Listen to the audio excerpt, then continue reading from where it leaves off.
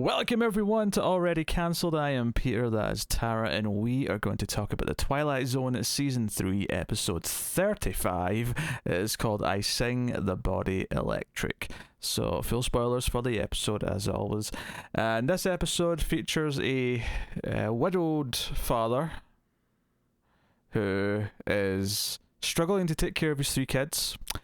But luckily, it's the Twilight Zone, and a new the computer robot shop has opened up. It's like a Build-A-Bear. Is advertising guardians or babysitters or whatever role you would like them to personify. In this case, it ends up being the grandmother kind of role. But hey, this comes after his. I don't know if it's his sister-in-law or his sister. I didn't quite catch. It was the auntie. I didn't quite catch which side of the kids she was from. But she's like grilling him at the start of the episode for being a horrible parent and saying, "I'm going to take the kids away because you're not fit to be a single father," which felt a bit harsh. I mean, he has lost his wife. Maybe show him a little bit of slack and maybe give him some advice, some support, or something, rather than saying, "You're terrible at this, I'm going to call child services and take your kids away." But this prompts a trip She's to just giving him a good swift kick to the buttocks. But this prompts a visit to the robot shop, and they get a robot, and she's like, I believe it's pronounced robot. Well, she says that. They don't all say it that way, but yes, she does say the ribbit. Ribbit? It's almost like a frog. Ribbit. Basically, this episode is a combination, and I realize all these things I'm about to say came later, but this episode is a combination of Bicentennial Man, Inspector Gadget, Mary Poppins? Bit of Mary Poppins, yes. Well, that didn't come later. That came before this, did it not? I'm not sure. That was the 60s. Bicentennial Man was based off of Ray Bradbury also.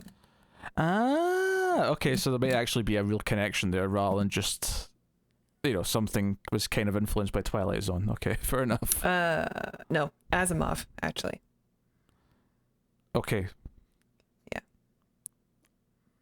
Well, thank you for that factually incorrect piece of information that lasted 10 seconds. Isaac Asimov and Robert Silverberg. They both wrote The Positronic Man, and Asimov wrote a short story called Bicentennial Man. Okay. Well, this episode reminded me of it, though, particularly towards the end when she was saying that she would, maybe one day she'll get to be alive. Yeah. That's very Bicentennial Man. But there was little things of various things. The reason why I thought of Inspector Gadget is because she, pulls a string. She comes with a finger. She's got like a 3D printer installed or something in her hand. Yeah, she's got doohickeys and bonus contraptions. She's like a Swiss Army woman. She's whipping out various tools and objects. I mean, she's way cooler than my grandma. No offense, Grandma. Love you. The main actual plot of the episode is basically that the older girl of the 3 kids hates her and doesn't trust her, doesn't like the fact that they've got some replacement for their mother.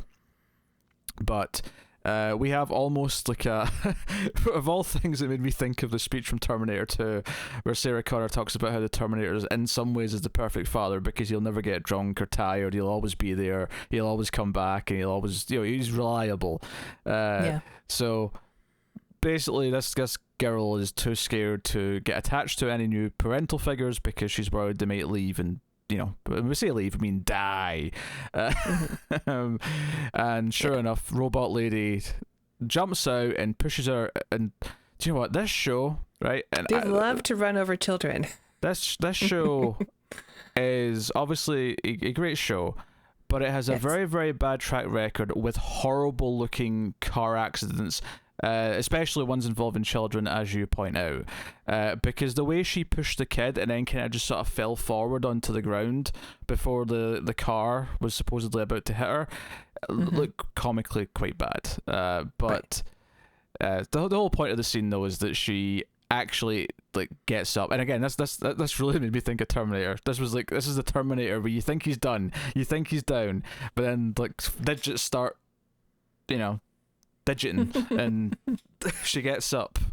I could almost hear the bum bum bum bum bum bum bum bum as she was getting off the ground. But this convinces the oldest daughter that she can.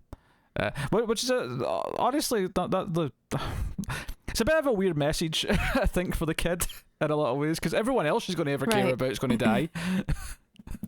Well, yeah, okay, so I understand the plot, and I actually think it's kind of a nice story, and I liked watching it. Mm-hmm.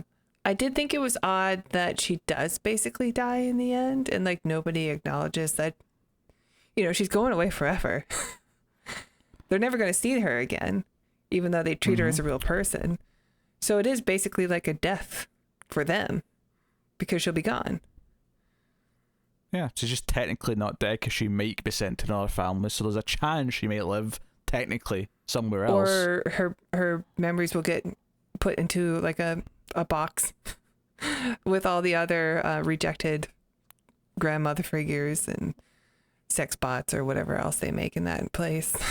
No, there's definitely sex bots. I mean, I'm pretty sure. I'm pretty sure like the kids were like in the main grandma room while Dad was checking out the back room with the pink lights. Well, I was going to say the episode with the guy in the asteroid prison who got the sex bot. Like, they probably bought that here and took it up to him. No, that's probably where it came from. Still lonely. That's my guess.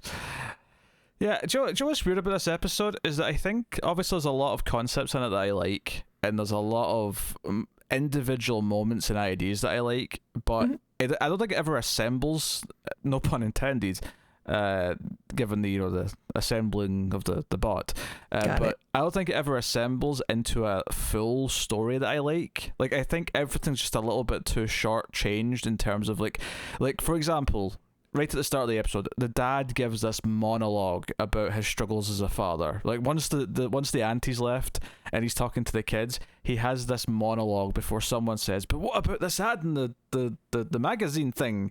But this... He is pretty quick to accept it. Yeah, and he's like, "This is a great idea. We should build a robot, right?" Yeah. But there's individual moments, like it's obviously it's very cheap looking because it's like the showroom for all the body parts is just like tables with black cloth or like very simple displays with black cloth.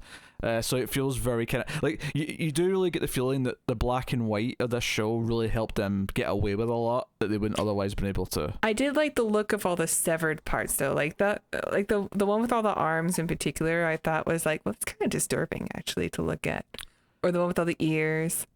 Yeah, well, I kind of like this scene, but I like this scene kind of in a like an absurd, like, this is weird, and like the kids like picking out ears and eyeballs and. There's a montage.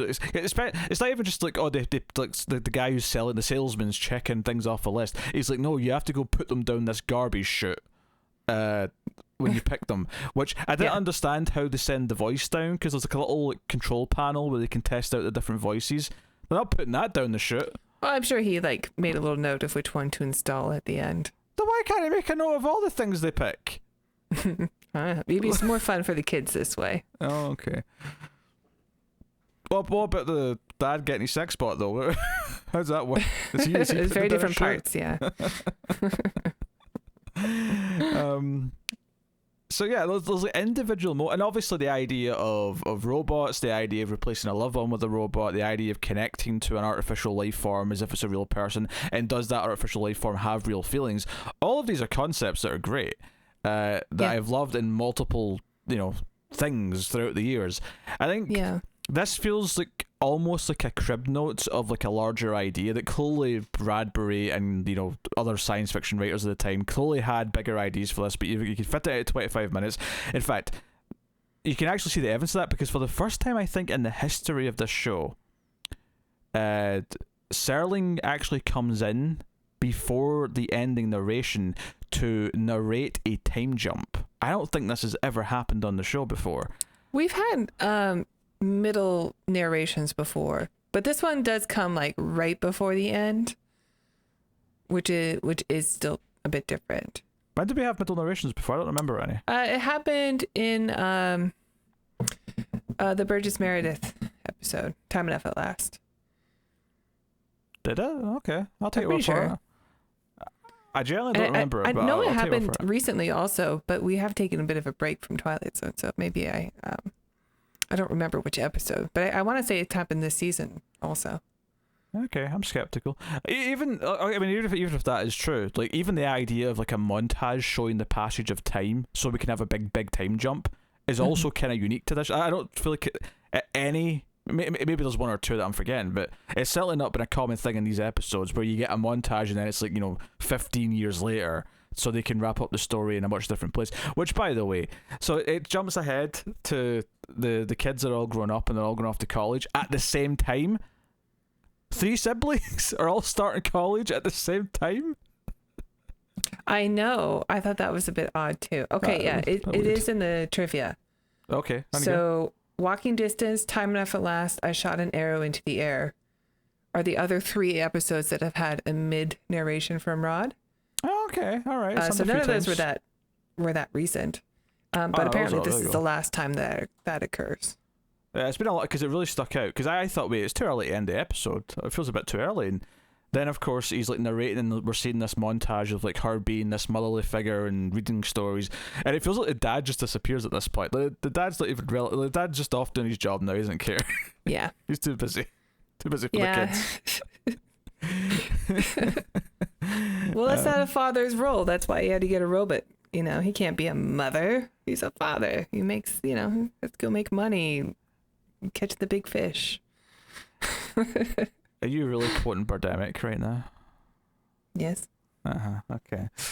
Yeah. Obviously, great ideas in this episode. The problem is that it doesn't really have time, and there's parts of it, like, as much as I had fun with like the going and picking the parts out, and like obviously the weird kind of like qualities that gives to the idea of the finished like robot, and just the way they connect to it. The son's always comparing her eyes to marbles and shit like that. Like, there's a lot of weird feelings, and I'm not saying that there's not some good things to explore with that concept and those ideas specifically, but given that like where it ends and what the story is of the girl not trusting her, I feel like you could have started this episode with the robot arriving and have like just like the first half before the ad break could have been the entire first day with this robot and like learning why she's there, and instead we get like a really shitty monologue from the dad.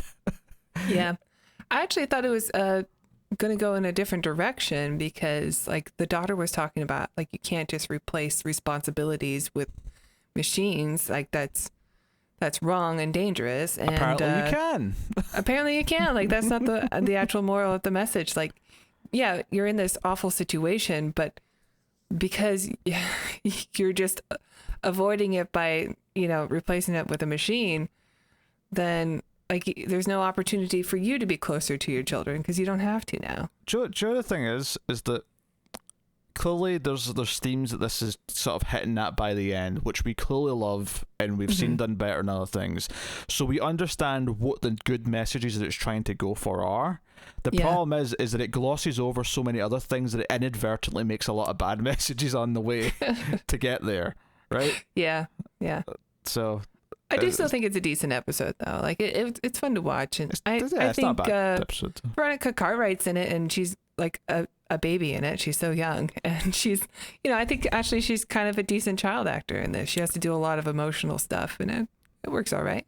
Yeah, Veronica Cartwright, because Tara's just assuming everyone knows who that is. She's the other woman in Alien. She's an actress. Well, obviously she's an actress. She's in the TV show. I mean, like, as an adult. Yes. Most notably known for Alien, but she's been in other stuff as well. The other thing is I recognised the dad, and I figured it was probably for another Twilight Zone episode, and I looked him up, and sure enough, it was a season 1 episode of Twilight Zone. So yeah, he looked familiar. Same with the salesman. I think he's been in other ones too. Oh, that wouldn't surprise me. The fact I'll click on him and find out. Mr. Von Taylor. His headshot looked very familiar.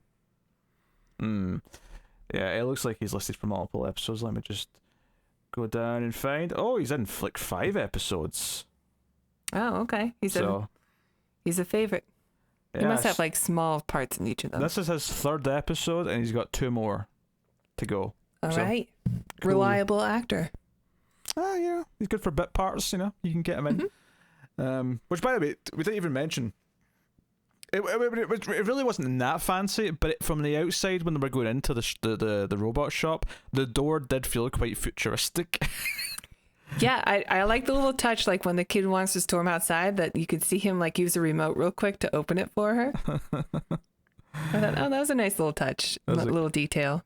There's basically almost like a Star Trek style sound effect to the door sliding, as if it's really just like a fabric. It's not like actually a, like a hologram or it, but yeah, it's sort of going for that feel. It's going for that feel, which again, this is an episode of a lot of little things that are interesting, but I wouldn't say makes a coherent whole thing that works. Yeah, I mean, I think I might be a bit more positive than you. I like that, retrofuturism look. Like, it's still blatantly, well, I know it's the 60s, but like it still looks like the 50s. Maybe because the kids grow up in the 60s or something, and that's when they go to college. But it's still what it looks like to me. And having like something that looks like a spaceship room that you walk into and you can pick parts out and stuff. And I mean, obviously the grandma is played by a human. She doesn't look like a robot. I really would have liked if she looked a little more like a robot, though. Actually, see, like if Robbie the robot just showed up, I'm your grandma. When she's running after the girl that doesn't like her, that's running away right before the car thing happens, her running like style, like her actual motion as she's running, it doesn't look the same, but it was making me think of the T-1000. You know how Robert Patrick in Terminator 2 did this very intentional kind of like thing to sort of look kind of. I mean, it wasn't like robotic and it wasn't stilted, but it was like he does this kind of sly but very fluidly repetitive run, which looks very kind of like a machine might do. Her walk when she's coming up to meet the children for the first time is also kind of like that. Yeah, so it didn't look like his. I'm not trying to say it did in any way. I'm just saying it reminded me of it in the sense that it felt like she was thinking about it, and the actress was putting on a walk or a run to try and make it feel a bit more, less human. So credit there, where credit is due. So Rod, of course, back again at the end to tease next week's episode as always. Is he in a cloud? I couldn't quite tell. He was hyping up two actors, and here's it's called Cavender is Coming, and here's a description on IMDb. An Ep guardian angel, Harmon Cavender is given a chance to earn his wings by helping an unconventional big city woman, the young, awkward Agnes Grepp. It's Carol Burnett, right? It is, yes. Yeah. I know this episode. Because you remember when Carol Burnett's in it, since she's, extra famous. What's she famous for? The Carol Burnett Show. Never heard of it. All right. I mean, it was sketch comedy. I've clicked on her. It also says she was in Annie. Was she the titular Annie? No. No, okay. She was not. I think she was like the, like Mr. What's his name? Mr. Water or something. His like helper assistant. Have you ever seen Annie or any Annie? No, I've never seen Annie at all. All right, never mind. I've never heard of this woman. You said her name like, oh, she's super memorable. Yeah, she's like a treasure, but whatever. Look, I'm going to go out on a limb here and say the Carol Burnett Show might not have translated over to the UK, or at the very least, did not translate over to the UK by the time I was growing up in it. Looks like an old show to me, just judging from it is. It's definitely something I caught on reruns, yes. But it's something that played all the time. Yeah, 60, 70, 78, yeah. I don't... Like, maybe you can find some obscure cable channel that's showing that at 3 a.m. here, but that was not something that was a highlight of British TV when I was growing up. Okay. Well, I mean, she always shows up at, like, award shows and stuff. She was famous for always, like, saying hi to her grandma whenever she was on TV, but they had a code thing where she would pull in her ear instead of, like, actually saying, so that way grandma knew that she was saying hi. Okay. I'm just surprised she's never like come up in. I mean, her for you. face in IMDb looks vaguely familiar, so I'm sure I've seen her in something here or there. I don't know if she's. I mean, maybe she started off as a comedian, but I would say she's more of like a comedic actress, like Lucille Ball. Okay. But there you go. Do you know, halfway through talking about what was coming next time, I had another point that I'd remembered about this episode and I've forgotten that again, so it doesn't matter. But I just wanted everyone to know that there's a lingering thought that I wanted to make about something. Put in the description if you remember while editing. It's probably gone forever now, and now I just have to be sad. Oh well, there you go. That's been this discussion of Twilight Zone. Let us know what you thought of this episode in the comments below. You can like, subscribe, ding the bell for notifications, and comment. All these things do help out the YouTube channels, which is why everyone tells you to do it. So I'm going through the motions of telling you to do it, but all of it would be very helpful, and thank you. Yes, please. Also, Tara is now going to shill our Patreon. Thank you. That's right, Peter. If you enjoy our reviews... That still worked. God damn you. All right. That's right, Peter. If you enjoy our reviews, please... What is wrong with you? You could just start in the second sentence. You could just cut off the "that's right, Peter," and it would still work. That's right, Peter. If you enjoy our reviews, please check out our Patreon page. It's patreon.com/MildFuzzTV. And if you donate as low as $1 per month, you will get access to bonus episodes for other shows we do. And if you donate $5 per month, you'll get access to these Twilight Zone reviews 1 week early. Thank you. Oh. You love saying "that's right, Peter," except from every other time I want you to say "that's right, Peter." So, thank you once again. A little tired of you interrupting me as I interrupt you.